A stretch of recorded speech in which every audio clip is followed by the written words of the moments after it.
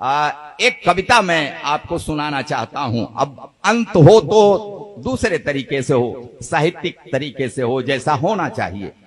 हास्य की खूब बढ़िया बातें हुई, श्रृंगार की बातें हुई, एक रस छूट गया है जो मैं। बिल्कुल दादा, स्वागत, आदेश है। बिल्कुल बिल्कुल। अरे तालियां बजाकर आप सब निवेदन करें दादा से। वाह, ये इसमें कविता जैसा कहीं कुछ मिल जाए तो वो आपकी समझदारी है, नहीं तो वर्णनात्मक शैली में ये मेरी कविता है।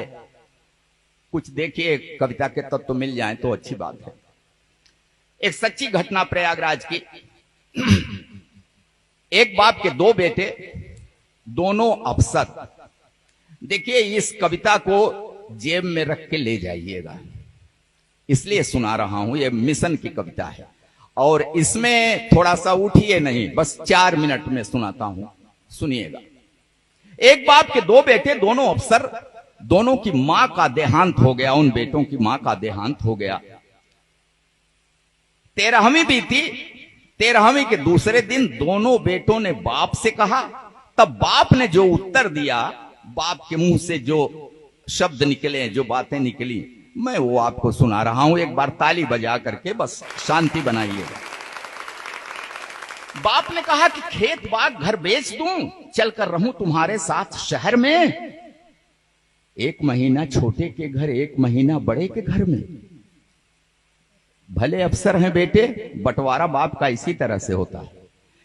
तब बाप ने कहा कि खेत बाग घर बेच दूं, चलकर रहूं तुम्हारे साथ शहर में। 1 महीना छोटे के घर, 1 महीना बड़े के घर में। ठीक कह रहे हो मेरे बेटों, समझ में मुझसे बढ़कर हो तुम। मैं किसान अनपढ़ गंवार हूं, पढ़े लिखे हो अफसर हो तुम। कांधा अपनी मां की अर्थी को न दे सके, इसका गम है। नहीं आए थे जिस दिन दाह संस्कार हुआ। तब कहा बाप ने कि कांधा अपनी मां की अर्थी को न दे सके, इसका गम है। लेकिन 13वीं पर आए, ये एहसान क्या मुझ पे कम है? क्या बतलाएं, हमने तुमको कितने नाजों से पाला था। तुम दोनों को चमकाने में खुद को धूमिल कर डाला था। ढंग की शिक्षा के प्रबंध में दिन बीते कितने बेढंगे। किसी तरह सिर ढका अगर तो पांव रह गए अपने नंगे। तुम्हें जिंदगी मान लिया था, तुम्हें जिंदगी मान लिया था, इसी लगन में थके नहारे। हम कितने बेरंग हुए, तब सुर्ख हो सके स्वप्न तुम्हारे। स्वयं बेसुरे हुए तुम्हारे जीवन के संगीत की खातिर। कदम कदम पर हमें हारना पड़ा तुम्हारी जीत की खातिर। जीत मिली तो क्या बतलाएं, कितनी फूल गई थी छाती। लेकिन किस्मत ऐसी निकली, हार गए हम जीती बाजी।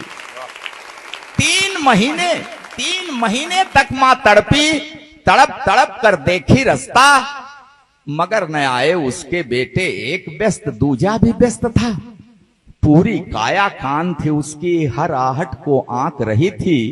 आंखों की बेचैनी पल पल दरवाजे को झांक रही थी। बीमारी उसका क्या करती, जीने की दृढ़ता थी गहरी। लेकिन अपने पन की टूटन शायद झेल न पाई ठठरी। मां करती रह गई प्रतीक्षा अपने बेटों के आने की। बेटे करते रहे प्रतीक्षा मां के प्राण निकल जाने की। अंतिम सांसों तक ममता की परछाई आंखों में देखा। पत्थर दिल वाले बेटों को पथराई आंखों में देखा। उम्मीदों की ढली दोपहर, एक कसैली सांझ हो गई। 2 बेटों की महतारी अंत समय में बांझ हो गई। उम्मीदों की ढली दोपहर, एक कसैली सांझ हो गई। 2 बेटों की महतारी अंत समय में बांझ हो गई। कभी स्वार्थी सगा न होगा, कितनी भी ऊंचाई छू ले। मां को भूले, बाप को भूले, बाप की तुम संपत्ति न भूले। जो भी पास है बेच के दे दूं, गांव छोड़ दूं, शहर चलूं मैं। कहां से अब विश्वास वो लाऊं, शहर चलूं और हाथ मलूं मैं। माना कम है सुख सुविधाएं, लेकिन जीने का आधार बहुत है। पैसा बहुत नहीं है, लेकिन मेरे गांव में प्यार बहुत है। वाह वाह, और एक कड़ी बात कह रहा हूं आज के इस समाज से। कहा बाप ने कि तुम दोनों इंग्लिश माध्यम के स्कूलों में पढ़े हुए हो। पछतावा हो रहा है उस बाप को, कितना कष्ट करके इंग्लिश माध्यम के स्कूलों में पढ़ाया। तब कह रहा है कि तुम दोनों इंग्लिश माध्यम के स्कूलों में पढ़े हुए हो, अंग्रेजी में बचपन बीता, अंग्रेजी में बड़े हुए हो, तो तुम जो यह व्यवहार किए हो ये ताज्जुब की बात नहीं है। तुम जो यह बर्ताव किए हो ये ताज्जुब की बात नहीं है, क्योंकि अंग्रेजी की किसी किताब में श्रवण कुमार का पाठ नहीं है। जिंदाबाद, अभिनंदन अभिनंदन। कि तुम जो यह बर्ताव किए हो ये ताज्जुब की बात नहीं है, क्योंकि अंग्रेजी की किसी किताब में श्रवण कुमार का पाठ नहीं है। रास्ता देख रहे अशकों का आशीर्वाद भी ले न सके तुम, मेरे लायक बेटों माँ को अंजलि भर जल दे न सके तुम। देखो इसका नाम है कल्लू। वहीं एक नौजवान गांव का पड़ोस का खड़ा हुआ है, तब इशारा किया बाप ने कि देखो इसका नाम है कल्लू, हमें खिलाकर फिर कुछ खाया, 3 महीने साथ रहा, ये कब सोया मैं जान न पाया। बेटा वह जो बुझते मन में जीवन की एक आस जगाए, बेटा वह कपते हाथों की जो बढ़कर लाठी बन जाए। तुम दोनों इतिहास रचे हो तो मैं भी नया इतिहास रचूंगा। खेत बाग घर जो भी पास है सब कल्लू के नाम लिखूंगा। बहुत अच्छे, वाह वाह। और मैं ऐसे ही नहीं सुना रहा हूं, 25 बीघा कला जमीन लिख दिया।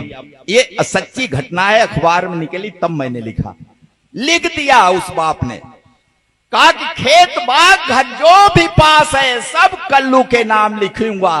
अब न मुझे परवाह कि मुझको स्वर्ग नरक या मोक्ष मिलेगा, मैं कल्लू को हक देता हूं, यही मुखाग्नि मुझे अब देगा। मैं कल्लू।